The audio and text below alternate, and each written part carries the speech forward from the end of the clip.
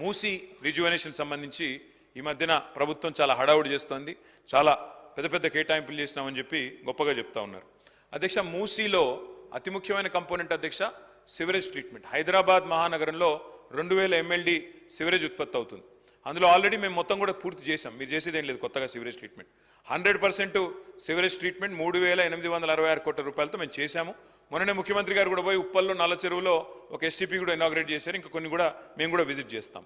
100% STP పూర్తయిన తర్వాత మూసీలో 16,000 కోట్ల రూపాయలతో ఆనాడు మా ప్రభుత్వం ఉన్నప్పుడు మొత్తం డిజైన్స్ కూడా తయారు చేసి ఫైనల్ చేసి ఆఖరికి గ్లోబల్ డిజైన్ కాంపిటీషన్ కూడా ఇన్వైట్ చేసినాం సార్.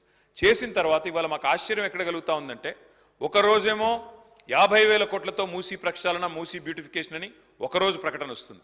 తర్వాత పర్యాటక శాఖ మంత్రి గారేమో 70,000 కోట్లతో అని చెప్పి వారు ప్రకటన ఇచ్చారు.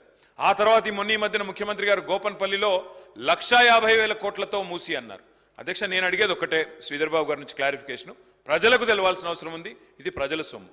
16,000 కోట్లతో including express way, east to west express way 55 కిలోమీటర్లు ప్లస్ బ్యూటిఫికేషన్ మేము ప్రారంభించాం ఆల్రెడీ. మీకు తెలియకపోవచ్చు, నాగోల్లో మీరు పోతే మీరు చూడవచ్చు. వారిని కోరేదేమంటే, ఇది రాష్ట్ర ప్రజల సంపద. 16,000 ఎందుకు 50 అయింది, ఎందుకు 50 70 అయింది, ఎందుకు 70 150 అయింది, ప్రజలకు స్పష్టత ఇవ్వాలని చెప్పి శ్రీధర్ బాబు గారిని కోరుతా ఉన్నా.